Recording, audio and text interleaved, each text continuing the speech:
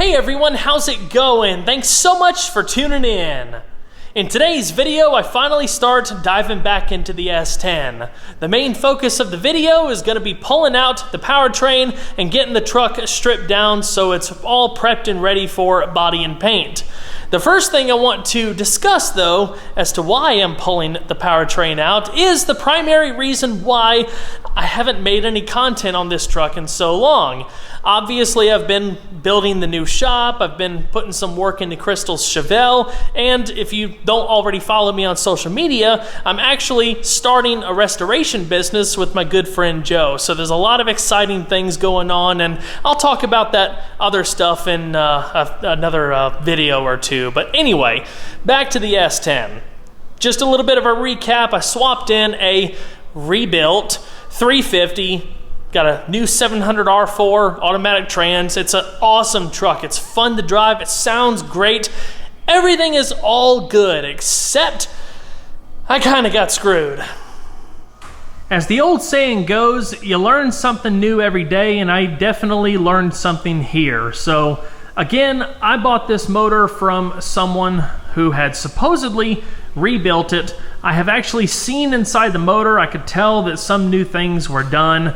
It has comp cams, flat tappet cam kit, pretty simple setup. Very fun. Again, sounds really good. But the person that I bought this motor from, there's no way they went into a full rebuild on this thing because the camshaft bearings are bad. So I'm having pretty significant oil pressure problems. As you guys will see in just a moment, I'll start it up. You can hear everything. You can see what I'm talking about.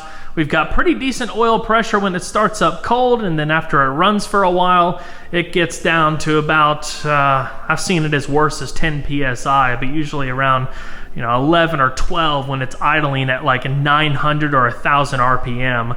It hasn't started making any audible, pinging or anything like that, but it's one of those things that, it's inevitable if I end up running it the way it is now. So there is light at the end of the tunnel there. All is not lost.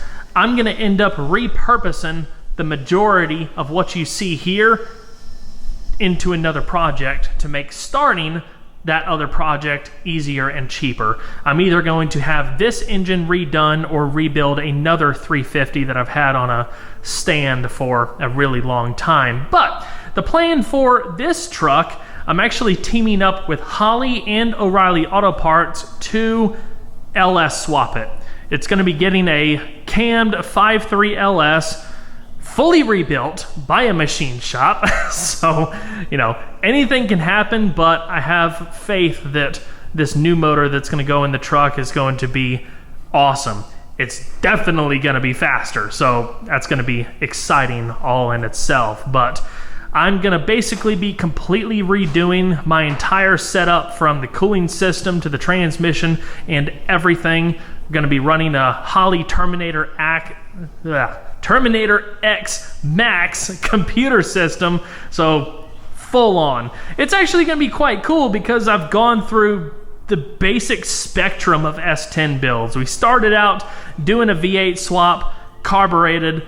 It was cool, but I had a Holley sniper system lying around, so I was like, hey, let's do some content on that. So the truck is now fuel injected. So we talked about all of the benefits of doing fuel injection and all of that good stuff. And now we're gonna basically chuck it all and just go the LS route because that's obviously super popular now. There's a ton of benefits with just the LS platform in general that makes it a much better starting point for a V8 build than a traditional Gen 1 small block. But anyway, I can rattle on about this all day long. Let's go ahead and get this thing fired up and I'll show you what's going on.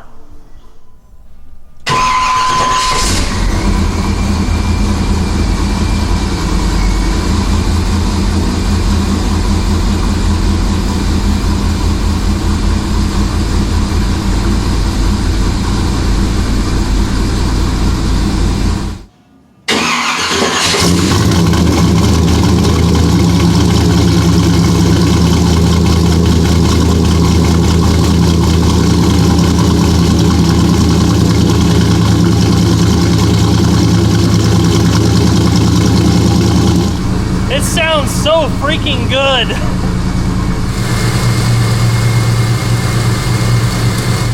I'm gonna let that thing warm up for a bit so you can see the drop in oil pressure that I'm talking about, but while it warms up, let me explain how we came across the whole cam bearing issue. Basically, we started the truck up, let it get up to operating temperature, then we pulled the distributor so we can just spin the oil pump with a drill. We checked the oil pressure simultaneously at the back of the motor and at the front of the motor. The back of the motor, I used the port that's currently being taken up by my Dakota Digital oil pressure sensor. There's also a little port at the front of the motor, and while spinning the oil pump, we saw a pretty significant drop in pressures from the back to the front, which basically means oil pressure is not being maintained across the engine. So the tolerances are screwed up or something. The cam bearings just need to be replaced. You need a special tool to do it and all that, which I'll probably do at some point just for the learning experience, but I just don't want to fiddle with it now. And you know, I'm excited for the new direction for the truck anyway. I think it's going to be an awesome learning experience as well, and just completely transform how the truck drives. But anyway, my big lesson learned here is I'm never ever going to buy a motor from somebody ever again unless I have tons of paperwork of the work that was done to the engine, unless I'm just taking it to a machine shop directly. You know, it is what it is. Word to the wise, you know, whatever. Let's head inside and check it out. So far, we're at 19 PSI. I've got the idle set pretty high at just over 1,000 RPM. The oil pump is still doing its thing. It'll fluctuate the pressure like it's supposed to, but even when cruising 55, 60 miles an hour down the road, it'll only maintain between 25 and 30 PSI, depending on how hot it is outside.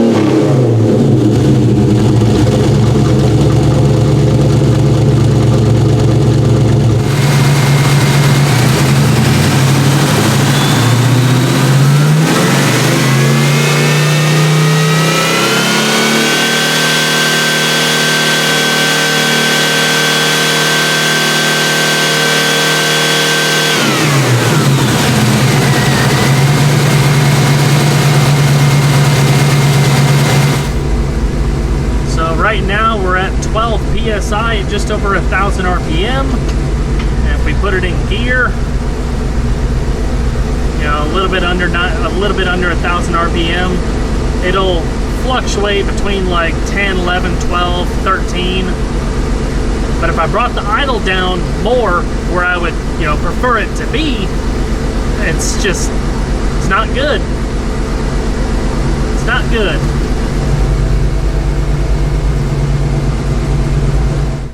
Fast forward a while and the powertrain is back out of the truck. In fact, a lot of the truck has been stripped down. I still have to pull the visor, get the glass out, and pull the bed off so we can roll it over to the new shop and get it ready for body and paint. I'll tell you what, it's definitely bittersweet going down this route again. I am excited to do the LS swap and learn something new, and because I'm going to be doing a lot of this with Crystal Chevelle as well. So it'd be nice to get some extra experience. And of course, I expect this truck to be a whole lot faster than it was before. It was already a lot of fun, but this is definitely going to be a different animal once everything is all said and done. It's definitely bittersweet though, because I put a whole lot of work into this powertrain as far as test fitting and getting everything figured out and whatnot, but all is not lost. I am planning on repurposing a lot of the parts that I've used in this swap, like the accessory drive and the transmission, for another build that I'm planning out. While my main focus at the moment is Crystal Chevelle, just because that's a super invasive build and we have a lot of plans for that car, as I transition to finish the S10, hopefully sometime in September, I'm going to be segueing into a new build that I'm very excited about. I've had this Vortec 350 sitting on a stand for like ever, it seems. I think I've had this thing for at least a year and a half or so. But I finally have a purpose for it, because even though the intake and the valve covers and all of that are different from, the older small block that's coming out of the S10, there's still a lot of stuff off of that engine that I'll be able to use on this, especially when it comes to, the Holley sniper, the ignition system, the accessory drive, and some other stuff. So let me give you a quick sneak peek at what the plans are. So recently I uploaded a review of an '89 K5 Blazer that I bought last year. I wasn't sure if I was going to make project content or not, because it was a pretty big undertaking. It needed a lot of body work. I actually ended up selling that truck not too long after I uploaded the review, and it kind of worked out. I came across this '85 Chevrolet Monte Carlo and '85 Buick Regal T-Type. Now don't get too excited, the T-Type is rough. It doesn't have the turbo 3.8 anymore. It has some Oldsmobile V8 in it. That car is really rotten, but it's got some key bits that I want to rob off to use on this. I don't know why, but this is just one of my bucket list cars. I've always wanted one of these things with the regular old front end, not the SS, just exactly as you see it, and factory wire hubcaps. Pretty cool. This car needs a whole lot of work too, but it's really solid. It doesn't have any major rust. I will be making some extra content on this, as far as doing a tour, showing this and that, talking about what's wrong and what the general plans are. But I want to take the 700R4 trans from the S10, put it up to that Vortec 350 after it's been rebuilt, of course, put a roller cam setup and make like a really cool, like, sleeper cruiser car. But I'm pretty pumped. But thankfully, aside from having the Vortec motor built, I can repurpose a lot of the stuff from the S10 and save a whole lot of money with building this car, because really all I'll need is a full exhaust system, a better radiator and fan setup, motor mounts, and other like little ancillary things. So expect some content coming on this. It's going to be a lot of fun. I don't know when I'm going to start on this. I got to finish the S10 first, and we'll see how things are going to go after that. Well, everyone, that's going to wrap it up for this video. Thanks so much for watching. Please don't forget to leave a like down below. It really helps the video a lot.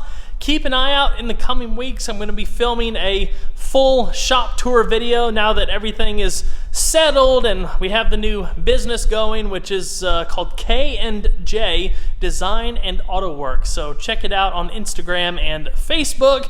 I've got some photos of some of our client builds and whatnot, although it's not quite as updated as I would like. There's just too much to do and not enough time, but we've got the shop video, we've got some Monte Carlo content, and of course a whole bunch of S10 content as I finally get around to finishing this thing. But anyway, if you haven't subscribed already, consider doing so, because of course there's a lot more content where that came from. I'll see you guys on the next one. Take care.